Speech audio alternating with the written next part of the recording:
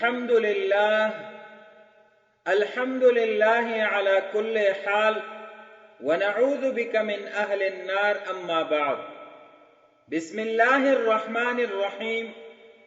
محترمو اوریدونکو، زنن د تاسو په حضور کې د یوې غلط فهمۍ ازاله کول غواړم.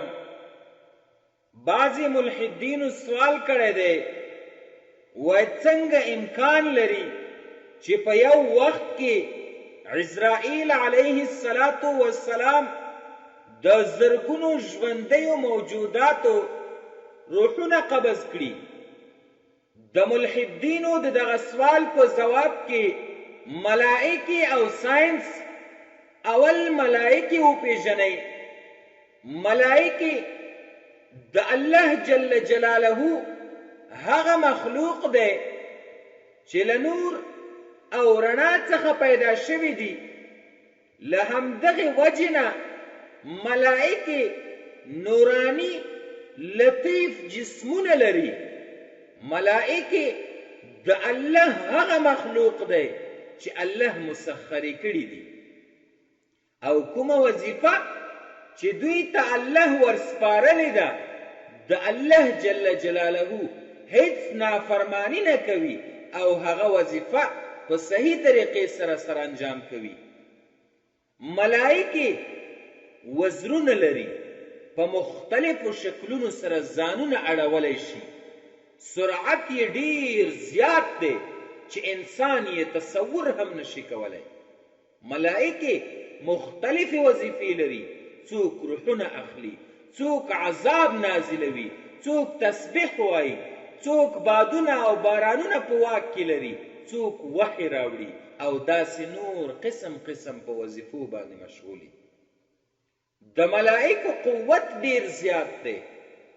مقرب ملائکې څلور دي: حضرت جبرائیل علیه السلام، حضرت میکائیل علیه السلام، حضرت اسرافیل علیه السلام، حضرت عزرائیل علیه السلام. دغه څلور ملائکې دا په ټولو ملائکو کې غټې ملائکې دي او مقربې دي. د دوی ډیر زیات طاقت او قوت دی. د حضرت جبرائیل علیه السلام په باره کې په قرآن مجید کې ذی قوت لفظ راغلی دی، او په قرآن کریم کې د حضرت جبرائیل علیه السلام قوت دومره دی چې د انسان له عقل نه وتلی دی. په حدیث شریف کې راځي، قال النبي صلى الله عليه وسلم رأيت جبريل له 600 جناح.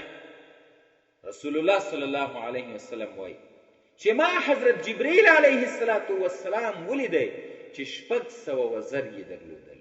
د مثال په طور د حضرت لوط علیه السلام د قوم ټوله مځکه یې په خپل یو وزر سره پرې کړله. ټوله مځکه یې په یو وزر باندې اسمانونو ته پورته کړه چې د سپیو غپهره او د چرګانو اوازونه یې د اسمان ملائکو واورېدل، او بیا یې دغه ټوله سیمه چپه کړله. نو اوس دغه قوت او زور مونږ په انساني عقل او ساینس سره نشو ملاحظه کولی او نیشو معلومولی. دویم مثال درته پیش کوم چې ښه مو په ذهن کې دغه خبره کینی او دغه غلط فهمي مو له ذهن نه وځي. کله چې حضرت یوسف علیه السلام خپل ورونو څا ته واچو، کوهي ته یې وغورځولو، حضرت جبرائیل علیه السلام د اسمانونو څخه دومره په سرعت کې، دومره په تیزۍ کې راغی چې حضرت یوسف علیه السلام لاندې څا ته نه ورسېدلی، د کوهي بیخ ته نه ورسېدلی، چې دا به څومره په سرعت کې جبرائیل علیه السلام د اسمان نه راغلی وي، او یوسف علیه السلام به یې بچ کړی. حضرت عزرائیل علیه السلام دومره غټ دی چې ټوله مځکه یې مخ ته داسې پرته ده لکه یو تش چې ورته پروت وي. لکه په دې حدیث کې چې راځي، وقد قال ابن عباس رضی الله تعالی عنهما ان الارض بین یدی عزرائیل مثل الطست. وای دغه ځمکه په مخ د اسرائیل علیه السلام کې داسې پرته ده او داسې یې ګوري لکه یو وړوکي لوښي کې چې اوبه واچولی شي. یتناول منها حیث یشاء باذن ربه، او تناول کوي د دغه لوښي نه په څه شان سره چې د خوښه وي، خو په اذن د رب د ده. جبرائیل علیه السلام دغه مځکه د الله په امر سره اړوي را اړوي. دا څومره توان او طاقت دی چې مونږ یې په دغه واړه عقل سره نشو احاطه کولی. که یو څوک ووایي چې زه یې احاطه کوم او زه یې معلوموم، د دې مطلب به دا وي چې دی یو بحر ته یو سمندر ته ناست دی او خپل د کور لوښي یې ورته ایښي دي او غواړي چې دغه ټولې د بحر او د سمندر اوبه د خپل کور په دغه لوښو کې راټولې کړي. چې دا څومره ناشونې او څومره ناممکنه ده، دغسې دا هم زمونږ په عقلونو سره معلومول داسې ناممکنه ده. حضرت عزرائیل علیه السلام خپلې معاونین فرشتې او ملایکې لري. تاسې ګورئ په ټوله نړۍ کې حضرت عزرائیل علیه السلام د هر شي روح نه اخلي، نورې ملایکې هم د ده په امر ورځي او هغه هم روحونه اخلي. د ملایکو سرعت او ساینس د نور سرعت پر ځمکه باندې په یوه ثانیه کې 3 لکه کیلومتره دی. که چیرې یوه ملایکه 1 دقیقه تګ وکړي نو په 1 دقیقه کې به 18 میلیونه کیلومتره واټن ووهي. د حضرت جبرائیل علیه السلام مهم کار د وحی نزول دی، خو له دې سره سره نورې وظیفې هم لري، لکه د قدر په شپه راکته کېدل دنیا ته او پر ټوله مځکه باندې ګرځېدل او نورې داسې وظیفې هم لري.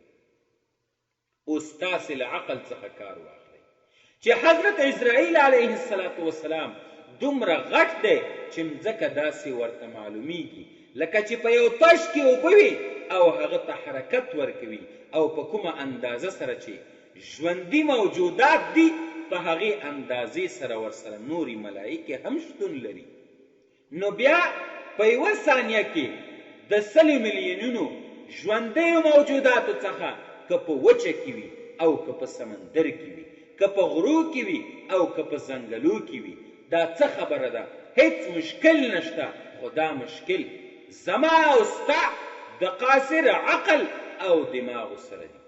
دا چې دغه سوال په اصل کې یو هندو کړی دی. هندو په دې نه ده ملامت که د ده معبود راما کرشنا بودا او نورو ته راشو سړی به ورته حیران شي. ځینې هندوان 3 لکه معبودان لري، ځینې یې 3 میلیونونه معبودان لري، او ځینې یې په دې ډول دي چې هر شی د دې معبود دی. دوی په خپلو لاسونو سره د ډبرو خټو او لرګیو څخه بوتان جوړ کړي او بیا معبود ورته وایي. دا چې د دوی معبودان حرکت نشي کولی، خوراک نشي کولی، څکاک نشي کولی، نو ځکه دوی وایي چې ملایکې به څومره زور ولري او ملایکې به په دې باندې څنګه توان او طاقت ولري. حال دا چې دوی د الله جل جلاله د یوه ذات په طاقت نه دی خبر، نو ځکه یې په ملایکو هم نه دی خبر. الله رب العزت دی موږ او تاسې ټولو ته د داسې غلطو سوچونو نه زمونږ او ستاسې ذهنونه صفا کړي او زمونږ او ستاسې ذهنونه دی الله په دین باندې منور کړي او زمونږ او ستاسې ذهنونو کې دی الله د دین شوق او محبت او دې سره علاقه او په دې باندې د ښې طریقې سره د عمل کولو توفیق الله مونږ ته رانصیب کړي. الله دې مونږ او تاسې ټولو ته د نیکو اعمالو توفیق رانصیب کړي او د بدو اعمالو نه دې الله وساتي. آمین یا رب العالمین.